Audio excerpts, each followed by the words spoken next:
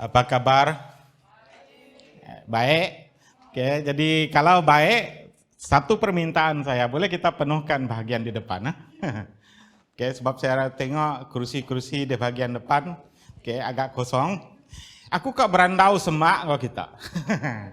Nyamai kita berandau, amen?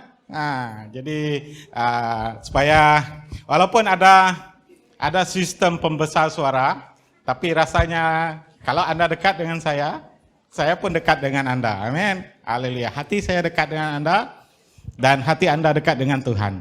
Haleluya. Amin. Oke, haleluya. Terima kasih ya. Oke, itu permintaan yang sangat ringan. Mungkin pindah satu baris ke depan saja. Haleluya. Oke. Jadi terima kasih karena kehadiran Anda pada pagi ini. Oke, jadi saya rasa semua sehat, semua disegarkan. Dan ada orang pergi stadium perpaduan? Tidak ada. Tengok TV, beli barang pun tak ada. Kamu orang LG kah? Oh, tak perasan saya. Haleluya. Jadi kumpulan kami sebenarnya gabungan 2 unit mengadakan pertemuan persekutuan dalam grup kami. Jadi sementara live dari stadium, kami pun live dari rumah di Batu 12 sana, Batu 11. Jadi sangat diberkati unit Hermon dan Hebron. Seperti yang saya katakan, kita sudah dijodohkan. Selalu digabungkan gotong royong di gereja sama kumpulan. LG pun sama juga. Jadi itu selingan dia. Jadi hari ini bertugas sama kah? Bukan minggu lepas. Saya rasa minggu lepas ya. Jadi hari ini mungkin unit lain. Jadi pagi ini kita akan meneruskan topik itu tentang kehidupan yang benar. Dan bahagian ini adalah dari buku Roma 14 ayat yang pertama hingga yang ke-12.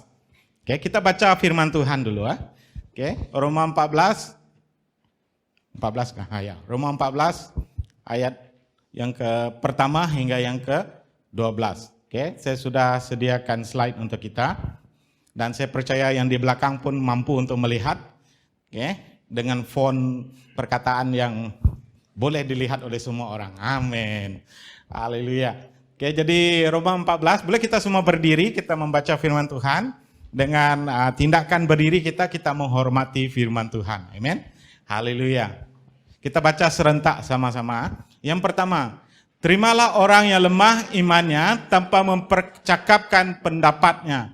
Yang seorang yakin bahwa ia boleh makan segala jenis makanan, tetapi yang lemah imannya hanya makan sayur-sayuran sahaja. Siapa yang makan, janganlah yang menghina yang tidak makan. Dan siapa yang tidak makan, janganlah menghakimi yang makan, sebab Allah telah menerima orang itu. Next. Siapakah kamu sehingga kamu menghakimi hamba orang lain? Entahkah ia berdiri, entahkah ia jatuh. Itu adalah urusan tuannya sendiri. Tapi ia akan tetap berdiri karena Tuhan berkuasa menjaga dia terus berdiri. Yang seorang menganggap hari yang satu lebih penting daripada hari yang lain. Tetapi yang lain menganggap semua hari sama sahaja. Hendaklah setiap orang benar-benar yakin dalam hatinya sendiri. Next. Siapa yang berpegang pada satu hari yang tertentu, ia melakukannya untuk Tuhan. Dan siapa makan, ia melakukannya untuk Tuhan. Sebab ia mengucap syukur kepada Allah. Dan siapa yang tidak makan, ia melakukannya untuk Tuhan. Dan ia juga mengucap syukur kepada Allah. Sebab tidak ada seorang pun di antara kita yang hidup untuk dirinya sendiri. Dan tidak ada seorang pun yang mati untuk dirinya sendiri. Sebab jika kita hidup untuk Tuhan. Dan jika kita mati untuk Tuhan.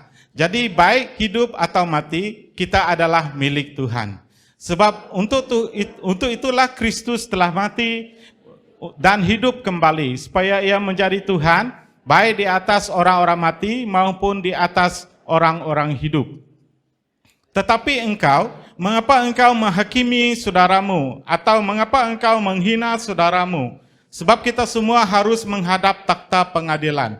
Karena ada tertulis, demi aku hidup, demikianlah firman Tuhan. Semua orang yang bertekuk lutut di hadapanku dan semua orang akan memuliakan Allah. Yang terakhir, demikianlah setiap orang di antara kita akan memberi tanggung jawab tentang dirinya sendiri kepada Allah. Amin. Haleluya. Mari kita semua berdoa. Haleluya, Yesus Tuhan.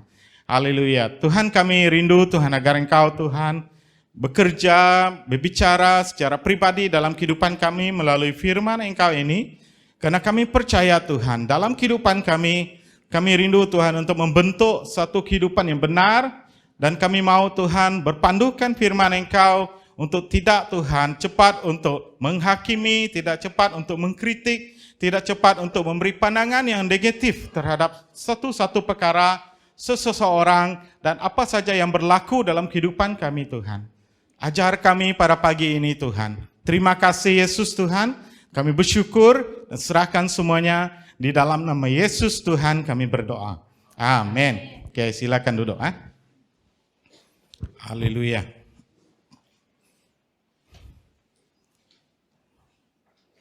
Kecap,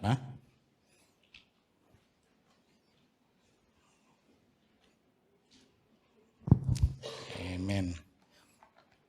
Haleluya.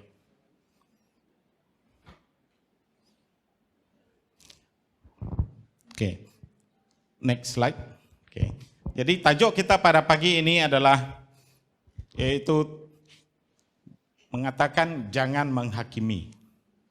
Oke. Memang sangat terang dalam firman Tuhan yang kita bacakan tadi dalam Roma 14 1 hingga 12 tuh. Oke, itu dia mengatakan jangan menghakimi. Oke. Apa yang kita katakan jika ada orang makankah, tidak ada orang makan sayurkah, ataupun dia langsung tidak makankah, jangan hakimi dia. Oke. Sebab ini sering kali berlaku dalam kehidupan. Dan sebenarnya ini adalah diceritakan oleh Paulus tentang kehidupan di Rom, di mana ada orang budaya di sana, ada yang betul-betul menggunakan agama Yahudi.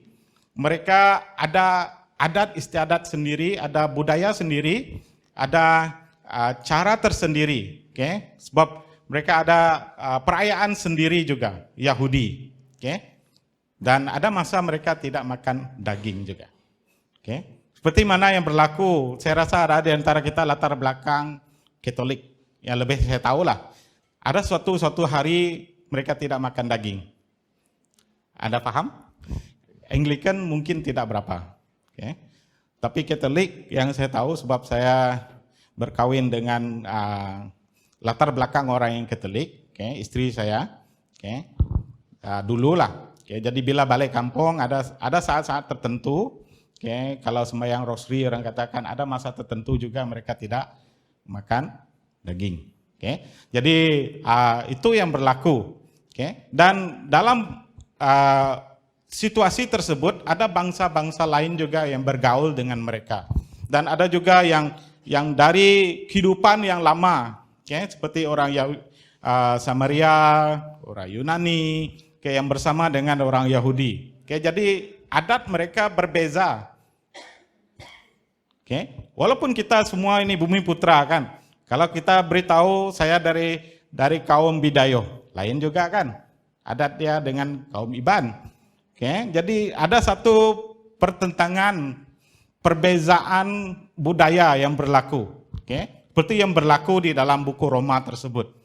Apalagi kalau Cina kan. Kawin dengan Iban. Jadi ada berbeza juga. Jadi kita perlu masa untuk sesuaikan diri. Dia mungkin melibatkan sebulan, setahun, ataupun bertahun-tahun. Jadi firman Tuhan ini mengajar kita untuk jangan menghakimi. Tiban madah, anak cepat. Anak laju dekat madah tanya, ke B ke salah, ke betul kah? bedak dulu. Oke. Jadi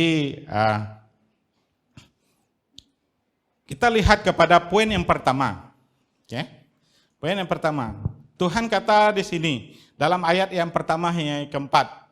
Dia mengatakan janganlah kita cepat untuk menghakimi. Jadi siapakah kita ini? Siapa aku untuk ngakim orang? Nah, saya campur sedikit sebab awalnya saya memang di Semariang pakai bahan yang sama. Jadi bahasa tuh mungkin dalam pemikiran saya akan masih guna bahasa Iban. Haleluya. Oke, jadi siapakah kita ini untuk menghakimi? Oke. Oke, jadi dalam ayat yang keempat, yang pertama hingga yang keempat. Oke, saya akan baca sekali lagi. Oke. Dia katakan di sini, terimalah orang yang lemah imannya tanpa mempercakapkan pendapatnya. Dan yang seorang yakin bahwa ia boleh makan segala jenis makanan. Tetapi orang yang lemah imannya hanya makan sayur-sayuran saja. Siapa yang makan, janganlah menghina yang tidak makan, dan siapa yang tidak makan, jangan menghakimi orang yang makan, sebab Allah telah menerima orang itu. Yang keempat dia katakan, siapakah kamu sehingga kamu menghakimi hamba orang lain? Jadi firman Tuhan mengajar kita untuk jangan mudah untuk menghakimi. Jangan kita melihat kepada sesuatu perkara yang kita mudah untuk menghakimi. Saya mau kamu melihat kepada satu gambaran di sini. Apa yang kamu lihat? Yang pendek itu dengan sayur dia, yang pendek dia juga dengan yang sebelah tuh dengan sayur dia lebih lebat. Apa yang pandangan kamu di sini? Pendapat kamu di sini? Siapa mau coba? Angkat tangan dan beritahu. Tidak ada salah, tidak ada betul. Cuma beritahu saja.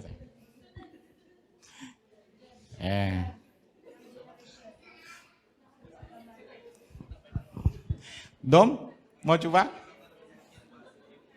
Apa yang kamu lihat daripada gambaran ini? Semut. Hasilnya, ya memanglah hasilnya. Yang sebelah sini siapa mau coba? Saya mau coba yang saudari juga sebelah sini ya. Wah, lalu ngelalai semua diri sudah ya. Haleluya. Ebi, apa yang kamu lihat?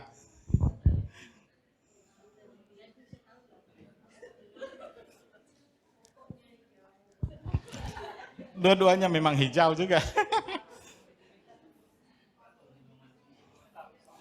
Mata besar. Nya hidung tuh, bukan mata.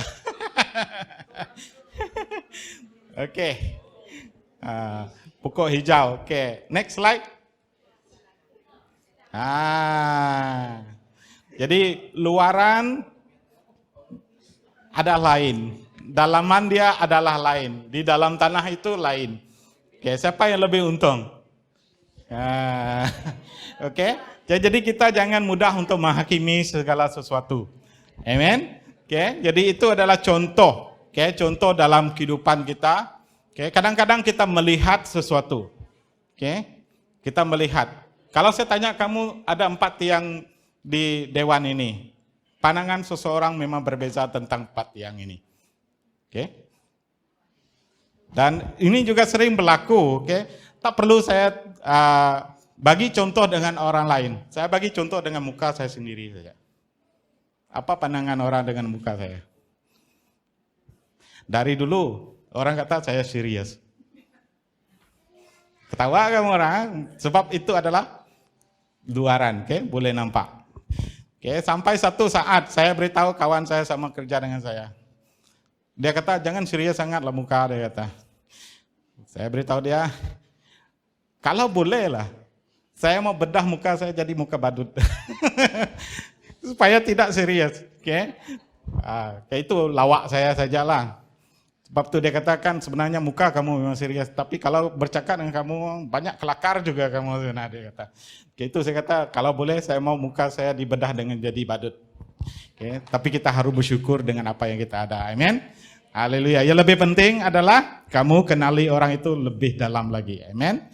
Oke, jangan mudah untuk menghakimi. Itu yang sering berlaku dengan saya. Sebab, wah serius betul orang tuh.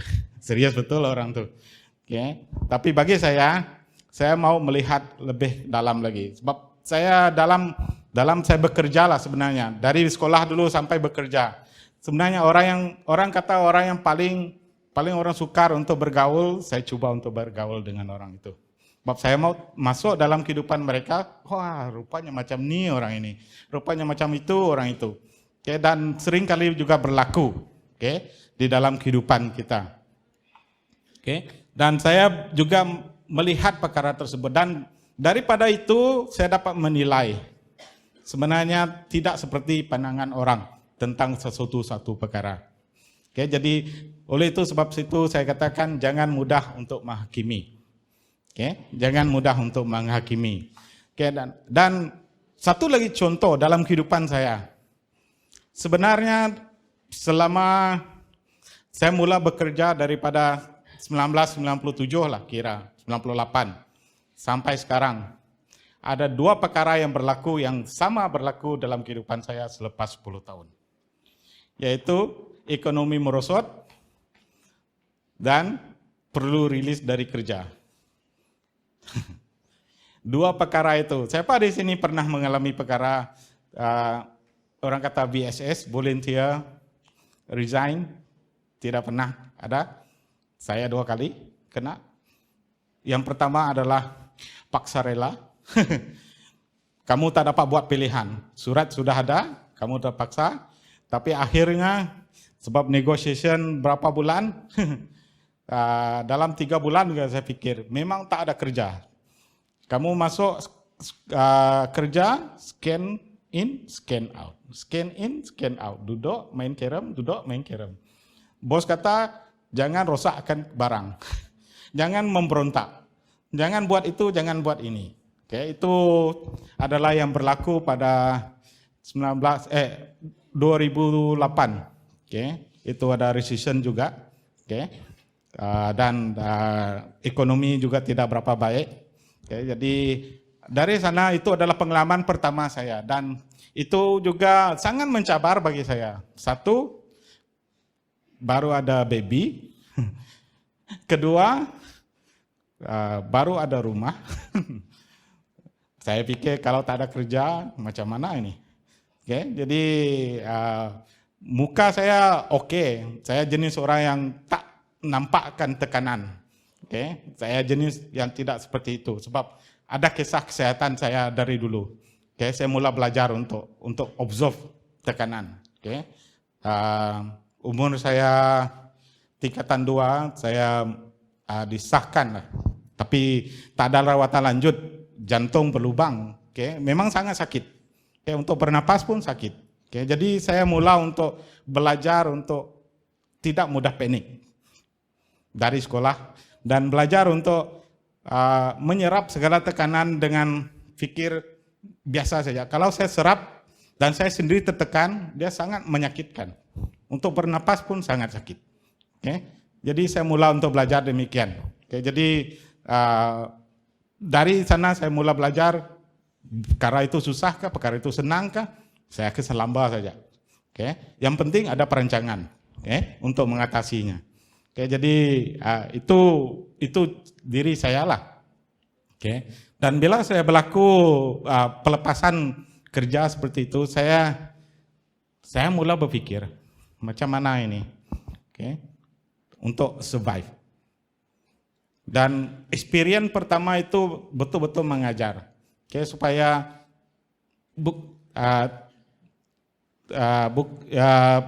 pemberhentian itu bukan bermaksud kamu berhenti selama-lamanya. Oke, ada pilihan-pilihan lain. Dan mungkin juga di luar sana lebih baik daripada apa yang sudah kamu miliki. Oke, dan itu yang berlaku dalam kehidupan saya. Oke, sebenarnya saya tidak kena rilis. Semua orang yang diserap balik pun mendapat pampasan yang sama. Oke, itu adalah satu pekerjaan Tuhan juga. Oke, dan tapi saya sudah membuat keputusan untuk keluar saja. Oke, sebab saya dapat melihat keadaan yang tidak berapa baik. Perancang itu fokus saya sendirilah. Dan bila saya keluar dan mendapat pekerjaan yang baru, sebenarnya dia lebih lumayan daripada apa yang saya dapat 10 tahun yang saya laburkan di pekerjaan lama saya. Dan bila mana kita menghadapi COVID pada 2020 hari itu sangat mencabar juga. Sebab syarikat yang baru yang tempat saya bekerja menghampiri 10 tahun juga tuh, 9 tahun lebih. Almost 10 tahun. Sebab dia melibatkan construction.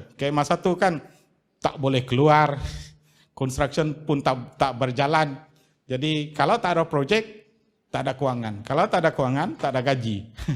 Jadi lama-lama syarikat membuat keputusan, saya memang sudah menggagak juga. Perlu dirilis. Dan itu bukan rela paksa, itu memang betul pilihan. Dan yang sebenarnya mereka yang akan pilih, tapi saya pikir kalau saya keluar, saya tak mau keluar dengan kosong. Mesti ada sesuatu yang saya bawa. Maksud saya nilai saya yang sudah saya laburkan di dalam syarikat tersebut. Dan pada 2021 akhirnya 31 Oktober 2021 saya selesai di tempat tersebut dan saya diriliskan. Agak mencabar sebab berbeza, keadaan yang sangat berbeza. Yang pertama adalah kamu boleh dapat pekerjaan on the spot. Yang kedua, kamu terpaksa ikut tren PKP. Mau bekerja, tapi kebanyakan tempat bekerja pun hadkan pekerja dia. Jadi saya membuat keputusan juga untuk venture sendirilah. Dengan apa yang saya ada, dengan experience yang saya ada, dengan kemahiran yang saya ada, saya venture sendiri. Jadi puji Tuhan, walaupun dia melibatkan physical, memang ada letihnya. Kalau kita bekerja construction, ada letihnya dan dia kadang-kadang tidak melibatkan masa. Bila masa dia perlu, kamu perlu. Dan bila masa pukul 5 orang balik, kalau kamu rasa belum, kamu harus buat sampai siap. Tapi dia adalah berbaloi. Dan saya pernah mencoba juga dalam tahun ini untuk interview. Satu perkara yang dapat saya lihat dan saya tahu adalah bila mana orang kata kamu sudah dilepaskan dari pekerjaan BHS, sebenarnya ada satu tanggapan di dunia sana bahwa orang yang dilepaskan itu adalah bad apple. Itu tanggapan dunia menghakimi orang yang dilepaskan. Siapa di sini yang sama seperti saya? Di akhir interview tersebut orang itu mengatakan bukan orang yang ada perkara-perkara tertentu kayak yang dilepaskan. Saya terasa sebab 2 kali sudah saya dilepaskan dan orang depan saya yang interview saya, dia ini pikir saya bad apple kah? Tapi saya tidak jawab dia, saya senyum saja. Jadi itu yang perlu kita hadapi. Dunia memang seperti itu, cepat untuk menghakimi. Tetapi apa yang perlu, firman Tuhan kali kata, hati nurani. Kita sendiri, iman kita dengan Tuhan, dan motif kita dengan Tuhan. Harus benar. Tuhan pasti akan bekerja. Itu yang saya berlaku dalam kehidupan saya. Saya tak perlu contoh daripada orang lain, sebab itu berlaku dengan kehidupan saya. Kalau saya cerita lagi, nama saya juga dibawa dari lahir sampai sekarang. Yang kedua, yang Iban tuh. Jadi sangat berat juga, sebab dengan nama itu saya dari kecil pernah dibully juga dengan nama saya. Tapi itu adalah bila kamu melihat Salesiah, nama tersebut dia adalah pahlawan yang sangat besar, gagah perkasa sebenarnya. Jadi jangan mudah menghakimi daripada apa yang kamu lihat, nama-nama tertentu, tapi lihat ke dalam kehidupan seseorang, apa yang berlaku dalam kehidupan seseorang. Oke, jadi itu yang saya katakan. Siapakah kita yang boleh menghakimi? Oke, serahkan semua itu kepada Tuhan. Next slide. Oke, selalunya manusia cepat untuk menghakimi, mengkritiklah. Oke, terutama kalau kita pergi makan kan, tak sedap lah, itulah inilah banyak. ada tepuk sebelah, oke, terjadi kan. Oke, sesuatu ataupun seseorang dengan daripada perbezaan gaya hidup, itu daripada sikap luaran seperti yang katakan muka orang tu muka dia sangat ganas kah, ataupun cara dia berjalan, ada cara dia berjalan, wah bayat, cara berjalan rigang yang besar, tapi kita tak lihat kehidupan sebenar dia, kamu tahu apa itu bayat kah? Samseng, saya campur riban, jadi cara dia berjalan rigang dia, goyang badan dia, wah hebat. Jadi kita mula untuk buat pandangan kita sendiri. Jadi cara penuturan juga. Ada jenis yang cepat untuk melepaskan perasaan, ada jenis yang simpan, ada jenis yang lembut, ada jenis yang kasar. Dan makanan ataupun minuman itu yang dinyatakan dalam firman Tuhan. Itu yang dinyatakan dalam firman Tuhan. Dalam kehidupan orang Yahudi pada masa tersebut, mereka ada satu masa mereka tidak makan makanan daging, ada satu masa mereka hanya makan sayur saja ataupun tidak minum, dan juga yang melibatkan persembahan kepada berhala-berhala. Ada orang tidak kisah, sudah dipersembahkan kepada berhala, kalau dia makan sajalah. Kalau dia boleh diminum, minum saja. Ada jenis orang sangat selektif, memilih. Ayam ni sembelih ke tidak? Daging ni sembelih ke tidak? Kamu paham jadi itu caralah selalunya manusia cepat untuk mengkritik ataupun menghakimi sesuatu, dan cara mereka bekerja. Banyak cara bekerja. Seperti berapa minggu ini anak saya Rowena selalu tanyakan saya satu soalan matematik, perpecahan yang perlu diselesaikan. Campur tambah pecahan campur tambah tuh. Dengan bawah dia mesti sama supaya kamu mendapat jawaban. Saya tengok buku teks mereka, ada contoh di sinilah. Saya kata, ikut cara tersebut. Dan bila saya tengok, agak rumit juga cara tersebut. Agak rumit. Sebab apa yang saya belajar dulu, lebih mudah cara untuk menyelesaikannya. Dan saya beritahu dia, kamu coba cara itu, nanti Dedi coba cara Dedi. Adakah sama jawaban dia? Jadi adalah bekarat sedikit. Saya mau ingat balik, sebab lama sudah tidak buat perkara tersebut. Dan dia memang ada lemah sedikit lah. Rowena ada lemah sedikit tentang matematik. Jadi saya buat, mami dia pun buat. Mami dia selalu tanya, betul ke tidak? Betul ke tidak? Kamu buat dulu, saya kata. Nanti saya buat saya punya, kalau jawabannya sama, betul lah itu. Dan saya buat cara saya yang tidak ada dalam buku teks tersebut. Dan saya kata sebenarnya sekolah ini menyusahkan murid. Ada cara yang lebih mudah, tapi tidak diajar. Ada guna cara yang lebih susah dan orang akan susah paham. Jadi itu dia cara bekerja tidak sama.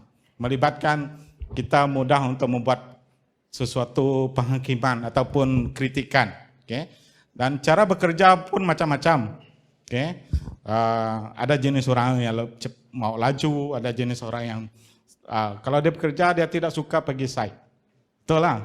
Dia mau di office saja. Ada jenis orang yang tidak senang di office. Asyik-asyik mau angkat. Seperti saya lah. Kalau dah duduk berapa minit tenung komputer, Kalau tak ada apa-apa mau dibuat, fikir memang mau pergi keluar sana lebih senang, jalan-jalan, tengok keadaan. Okay. Jadi sebab kadang-kadang lama-lama komputer boleh tengok kamu ngantuk. Okay. Tapi ada jenis orang yang suka, okay, dalam keadaan demikian. Jadi cara kerja tersebut berbeza. Okay. Next slide. Kita tidak dapat mengatakan bahwa cara kita salah ataupun cara kita betul, ataupun cara orang lain yang salah saja. Okay? Tapi biarkan Tuhan yang menentukan. Amen. Ataupun menghakimi apa yang kita lakukan. Haleluya. Okay? Ya, beritahu orang sebelah kiri kanan kamu, biarkan Tuhan yang menghakimi. Menghakimi. Haleluya. Yang kedua.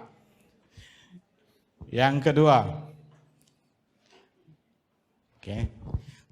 Daripada ayat yang kelima hingga yang kesembilan, dia katakan kita harus, bila kamu makankah, kamu minumkah, tidak makankah, tidak minumkah, kamu tidak bekerjakah, mau bekerjakah, rehatkah, tidak rehatkah, lakukan segala sesuatu untuk Tuhan.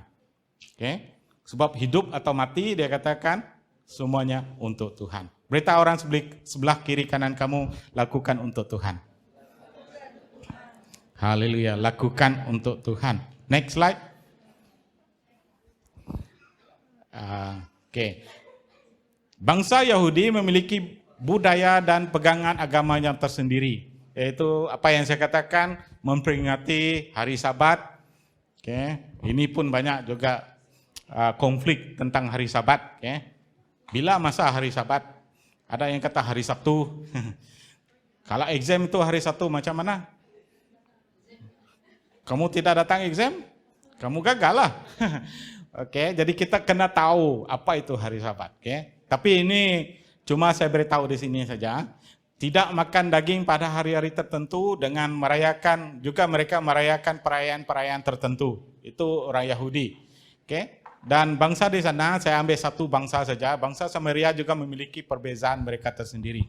Jadi ada dua perbezaan di kota Rom itu yang berlaku. Dan melibatkan orang di dalam gereja juga. Okay. Sebab jemaat itu bukan hanya daripada bangsa-bangsa tertentu, tetapi dia ada daripada pelbagai bangsa. Dengan latar belakang mereka daripada mungkin yang dari pagan, masih terikat dengan pagan tapi sudah mengenal Tuhan. Okay. Dan yang dari Yahudi masih terikat dengan agama Yahudi mereka, tapi mereka juga sudah mengenal Tuhan. Okay.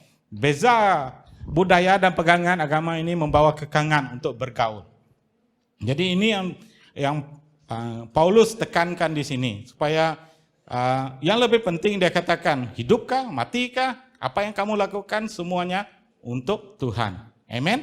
Oke, apa yang kita lakukan semuanya untuk Tuhan. Haleluya. Next slide. Intipati untuk pelbagai bangsa adalah memiliki hati nurani. Oke, ada dalam satu ayat dia katakan hati nurani kita, motif kita harus benar, tulus dan iman yang kuat di dalam Tuhan. Oleh itu kalau kita melakukan segala sesuatu, lakukan untuk Tuhan.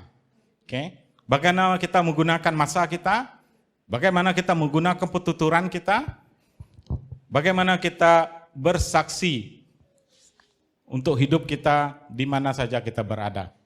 Okay. Akal budi kita, bila mana kamu pikirkan sesuatu, apakah motif kamu di dalam itu? Ataupun makan ataupun minum. Okay. Next slide. Okay. Kita lihat di dalam 1 Korintus yang ke-10 ayat yang ke-31, dia katakan, aku menjawab, jika engkau makan atau jika engkau minum atau jika engkau melakukan segala sesuatu yang lain, lakukan semua itu untuk kemuliaan Allah. Amen. Kita melakukan segala sesuatu untuk kemuliaan Allah. Persekolahan kamu lakukan untuk kemuliaan Allah. Di samping kamu mendapatkan kecemerlangan, biarkan kecemerlangan itu bersaksi tentang Allah dalam kehidupan kamu. Di tempat kamu bekerja, sama juga. Okay. Contohkan Yesus itu di kecemerlangan dalam kehidupan kamu. Okay. Apa saja yang kita lakukan, besarkah, kecilkah? Orang kata kalau kamu cuci tandaskah, cuci dengan baik-baik. Sebab kalau orang yang masuk tandas, melihat tandas itu, mereka selesa duduk sana. Jangan tidak baliklah.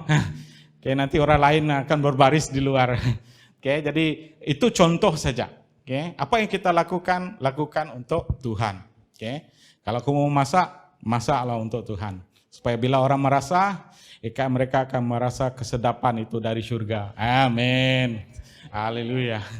Haleluya. Oke, jadi next slide. Poin yang ketiga, bersedia berhadapan dengan hakim yang besar. Okay. Bersedia berhadapan dengan hakim besar. Ini daripada ayat yang ke-10 hingga yang ke-12. Okay. Boleh berikan saya ayat 10 dulu? Supaya saya tidak. Ayat 10. Ini. Oke. Saya dapat, dia pun dapat. Oke. Saya bacakan sekali lagi ya, supaya kita lihat perkara ini. Okay. Tetapi mengapa engkau menghakimi saudaramu? Atau mengapa engkau menghina saudaramu? Sebab kita semua harus menghadap takhta pengadilan Allah. Karena ada tertulis, demi aku hidup, demikianlah firman Tuhan, semua orang harus bertekuk lutut di hadapanku dan semua orang akan memuliakan Allah. 12. Demikianlah setiap orang di antara kita akan memberi pertanggungan jawab tentang dirinya sendiri kepada Allah. Okay? Semua kita akan menghadap kursi pengadilan Tuhan. Tidak dapat lari ya, tidak dapat lari. Okay? Kembali kepada poin yang ketiga. Okay?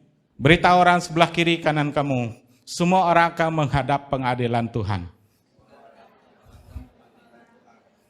Okay? Semua orang akan menghadap pengadilan Tuhan.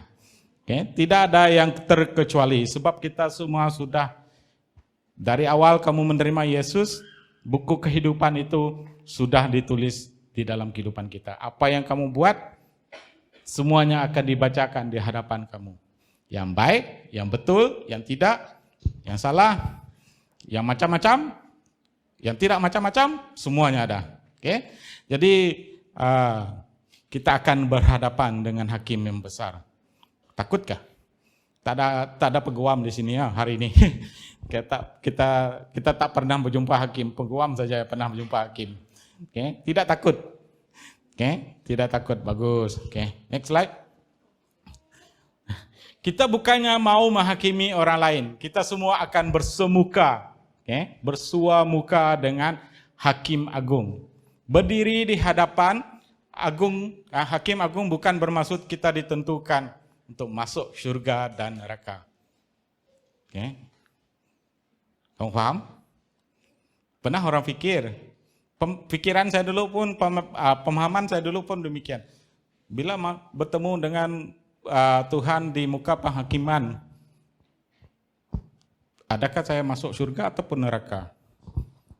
Sebenarnya tidak. Bila kita menghadap Allah kita di kursi penghakiman nanti, dan buku kehidupan kita dibukakan, dan semua apa yang kita lakukan dibaca di hadapan kita, bukan bermaksud kita layak surga ataupun neraka. Nama ada. Kamu masuk surga dan neraka sudah diselesaikan pertama kali kamu menyambut Yesus dalam kehidupan kamu. Ini harus kita paham. Saat kamu menerima Yesus sebagai Tuhan dan Juru Selamat, kamu sudah di surga.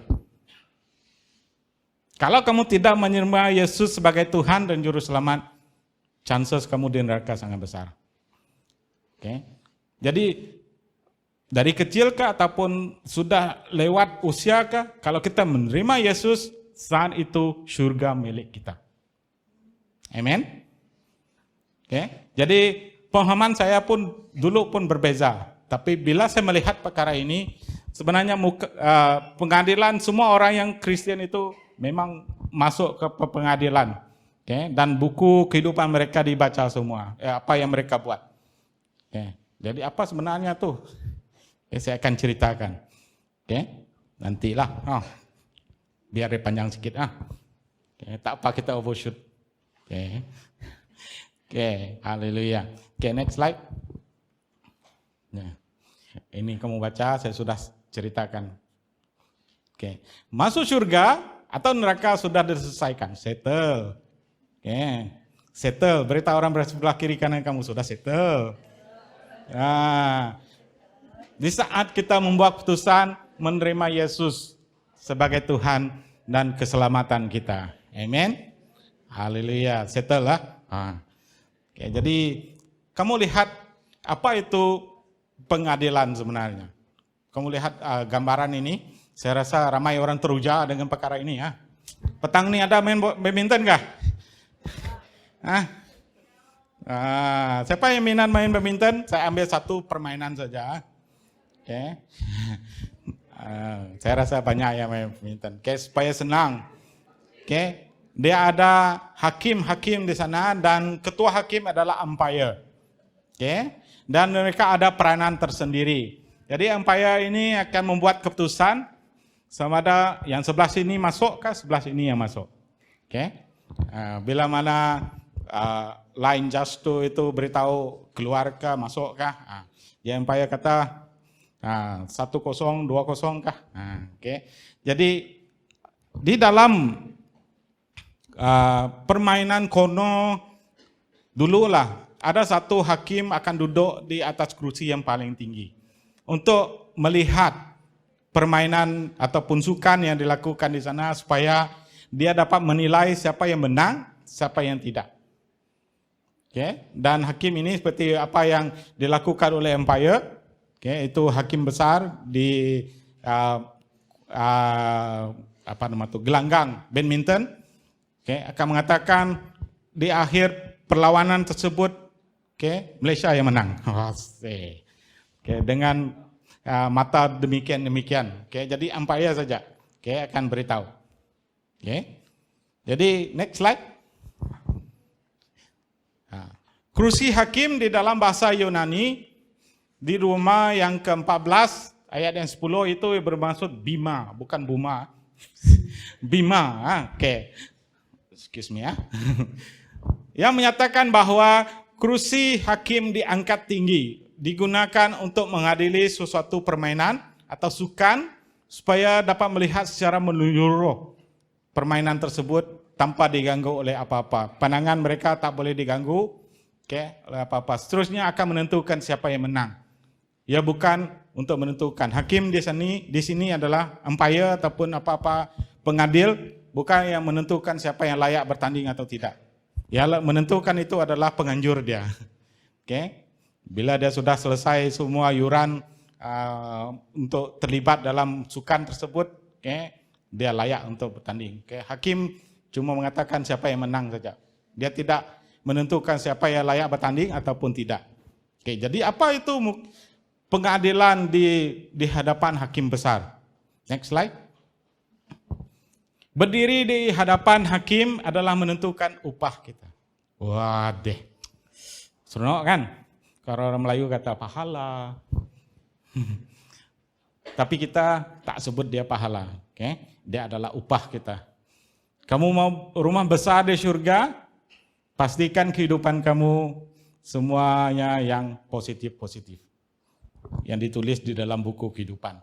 Kamu mau ada rumah yang ada swimming pool di surga? Ini selalu kakak Margareta selalu cakap dulu upah kamu apa?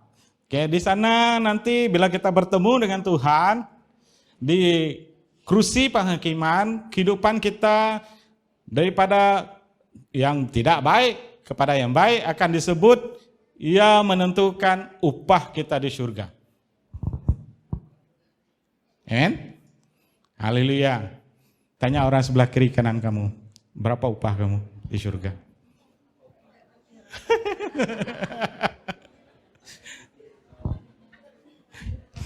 Hanya Tuhan yang akan menentukan. Amin. Hanya Tuhan yang tahu. Dan yang penting di sini adalah kehidupan kita harus melakukan sesuatu yang baik untuk kerajaan Tuhan. Amin. Oke, apa yang poin yang kedua kita katakan? Lakukan segala sesuatu untuk Tuhan.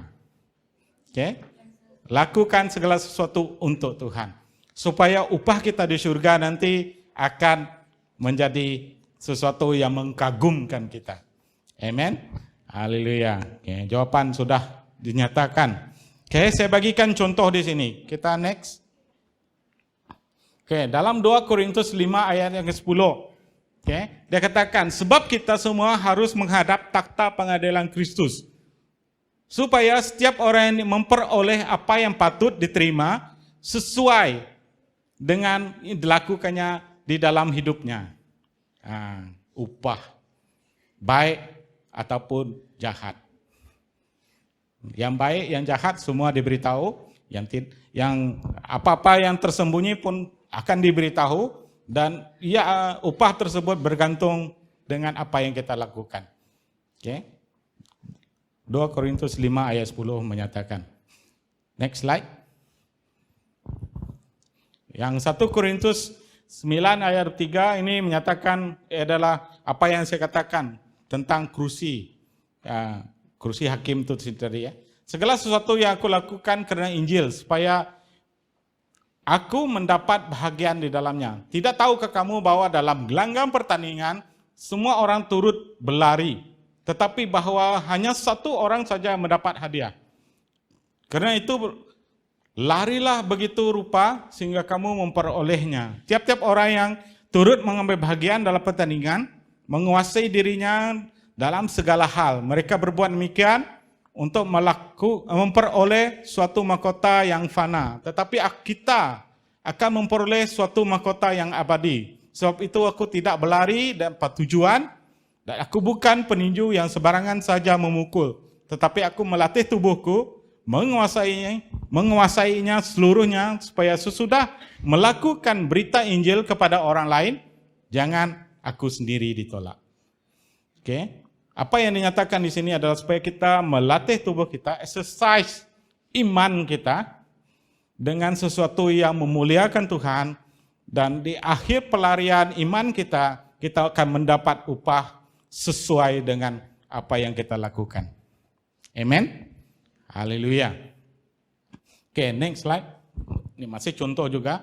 Oke, dalam Matius yang ke-25 ayat 23 itu tentang talenta. Oke, kalau kamu baca awal, ada yang diberi 5 talenta, yang diberi 3 talenta, yang diberi 1 talenta. Oke.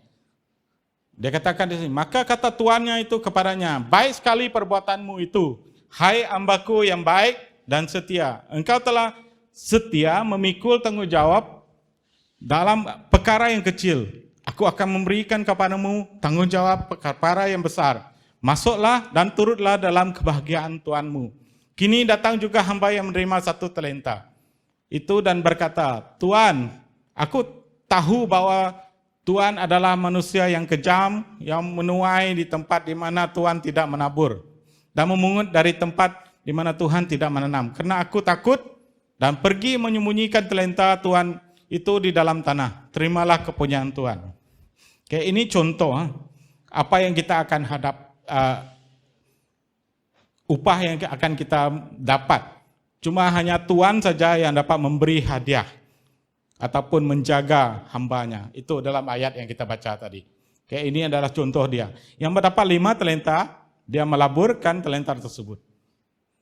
Dan dia mendapat pulangan yang besar. Upah dia besar juga. Yang 3 talenta melaburkan, 3 talenta dia mendapat ya, dan dia yang mendapat 1 talenta sebab dia takut hilang. Dia takut untuk melaburkannya, dia sembunyikannya, dia hanya mendapat 1 saja. Tuannya hanya menghadiah ke dia 1 saja. Begitu juga dengan kita. Kalau kita melaburkan hidup kita di dalam kerajaan Tuhan, dengan apa yang baik, yang memuliakan nama Tuhan, pulangannya akan memberikan upah yang besar. Tuhan kita di surga sana akan memberikan upah yang besar. Kalau kita takut seperti yang memiliki 1 talenta, sembunyikan dia, kamu tidak mau untuk terlibat dengan itu, tidak mau terlibat dengan ini, takut nanti sendiri keletihan. Dan itu akan menentukan upah kita juga di surga. Amen. Cuma satu lah. Saya pun tak tahu apa jenis. Oke. Ada yang dapat 5 hadiah seperti anak saya semalam hari Malaysia, dia pun birthday juga. Josh. Oke, dan dia bertemu dengan uncle dia di DIY Tapah sana. Wah, uncle dia pun senang. Kamu pilih apa yang kamu mau? Wasih. Oke, senang betul. Kamu pilih apa yang kamu mau di DIY ini. Waduh. Jangan harap dia tidak pilih satu DIY. Tidaklah. Dia pilih remote control, kereta remote control saja. Oke, jadi senang. Oke, begitu juga dengan Bapa kita di surga. Kalau kita orang pun senang bagi hadiah kita, upah kita nanti. Amin. Haleluya. Amin. Amin. Oke. Kita sudah sampai penghujung, tapi saya ada satu cerita untuk kita semua. Lama sudah saya ada cerita. Haleluya. Oke. Oraiban madah mesra. Oke. Dia cerita ini mengenai seorang bapak, seorang anak, dan seekor keledai. Wah, deh. Pada suatu hari, sama seperti cerita tadi lah. Pada suatu hari, si bapak ini dengan si anak ini keluar dengan keledai mereka untuk pergi ke pasar. Okay. Mereka pergi ke pasar untuk membeli sesuatu, dan di sepanjang perjalanan itu mereka bertemu dengan kumpulan-kumpulan orang tertentu. Okay. Mereka pergi ke pasar dan orang mereka jumpa tersebut mengatakan, kenapa kamu orang bawa keledai tapi tidak menunggang keledai? Jadi mereka pikir, iyalah, kenapa saya bawa keledai tapi tidak tunggang keledai? Okay. Jadi mereka pun naik keledai dua-dua, si bapak dengan si anak naik keledai dan menunggang keledai tersebut. Dan mereka bertemu juga dengan sekumpulan orang. Orang itu kata, aduh kasihanlah keledai itu, belakang keledai itu kamu dua naik. Dah oleh si bapak itu besar, si anak lagi. Jadi terasalah si bapak.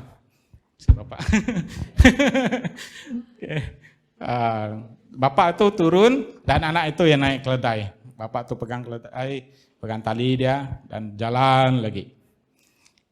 Berjumpa lagi dengan satu kumpulan orang. Tengok. Anak ni bully bapak dia.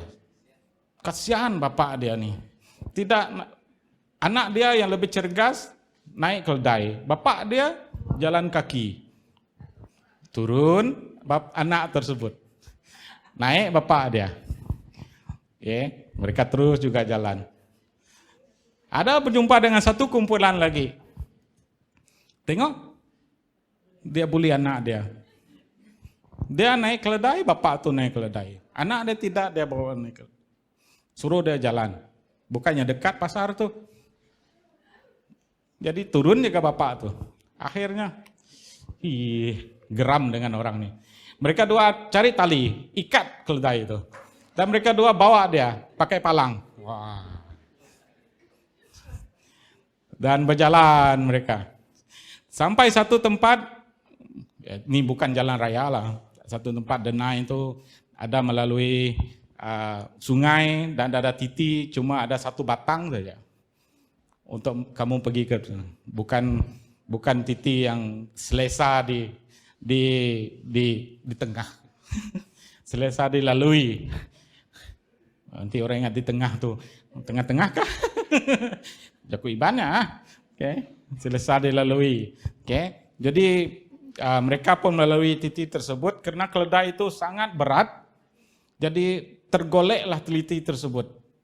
Sehingga kan keledai itu jatuh sebab ikatan tali itu terbuka. Dan bye-bye lah. Tak ada keledai, keledai jatuh, mereka pun terjatuh juga. Jadi apa moral of the story?